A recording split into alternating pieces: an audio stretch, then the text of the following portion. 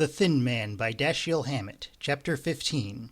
I had a stenographer in the next morning and got rid of most of the mail that had been accumulating. Had a telephone conversation with our lawyer in San Francisco. We were trying to keep one of the mill's customers from being thrown into bankruptcy. Spent an hour going over a plan we had for lowering our state taxes. Was altogether the busy businessman and felt pretty virtuous by 2 o'clock when I knocked off work for the day and went out for lunch with Nora. She had a date to play bridge after lunch. I went down to see Guild. I had talked to him on the telephone earlier in the day. "So it was a false alarm," I said after we had shaken hands and made ourselves comfortable in chairs. "That's what it was. He wasn't any more Wynant than I am." "You know how it is. We told the Philly police he'd sent a wire from there and broadcasted his description, and for the next week anybody that's skinny and maybe got whiskers is Wynant to half of the state of Pennsylvania. This was a fellow named Barlow, a carpenter out of work near as we can figure out, that got shot by a fellow trying to stick him up. He can't talk much yet." "He couldn't have been shot by somebody who made the same mistake the Allentown police did?" I asked. "You mean thought he was Wynant? I guess there could be, if it helps any. Does it?" I said I didn't know. "Did Macaulay tell you about the letter he got from Wynant?" "He didn't tell me what was in it." I told him. I told him what I knew about Kelterman.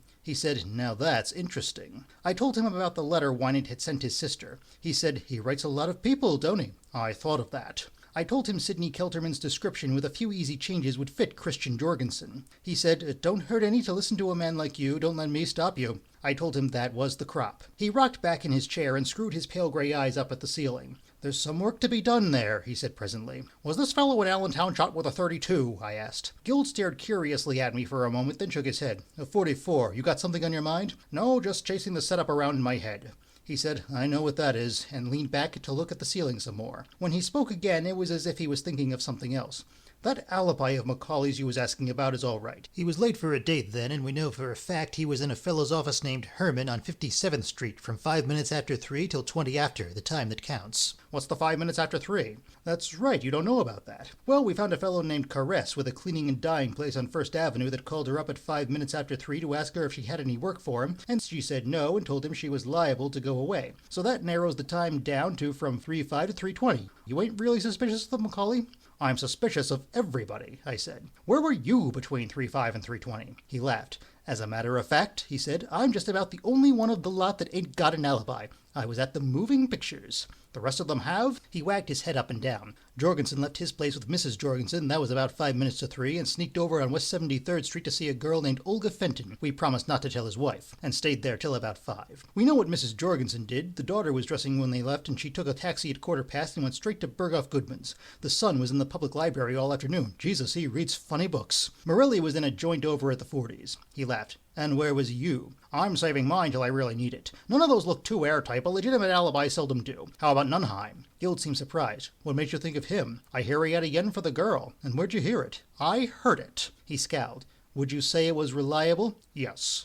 "Well," he said slowly, "he's one guy we can't check up on, but look here, what do you care about these people? Don't you think Wynant done it?" I gave him the same odds I had given Studsy. 25 will get you 50, he didn't. He scowled at me over that for a long silent moment, then said, "That's an idea anyways. Who's your candidate?" "I haven't got that far yet. Understand, I don't know anything. I'm not saying Wynant didn't do it, I'm just saying everything doesn't point at him." And saying it 2 to 1. "What don't point at him?" "Call it a hunch if you want," I said, "but I don't want to call it anything," he said. "I think you're a smart detective. I want to listen to what you got to say." "Mostly, I've got questions to say. For instance, how long was it from the time the elevator boy let Mrs. Jorgensen off at the Wolf girl's door until she rang for him and said she heard groans?"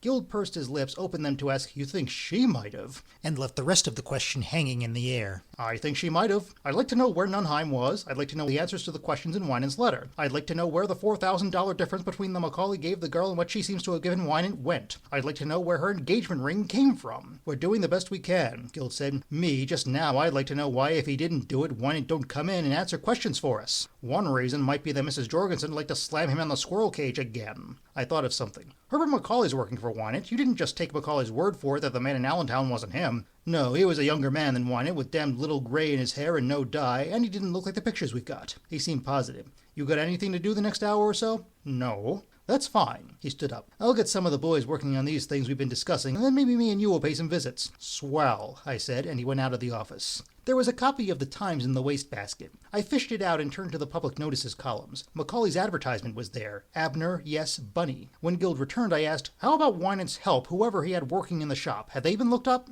But they don't know anything. They've been laid off at the end of the week that he went away. There's 2 of them, and haven't seen him since. What were they working on when the shop was closed? Some kind of paint or something. Something about a permanent green. I don't know. I'll find out if you want. I don't suppose it matters. Is it much of a shop? Looks like a pretty good layout as far as I can tell. You think the shop might have something to do with it? Anything might. Well, let's run along.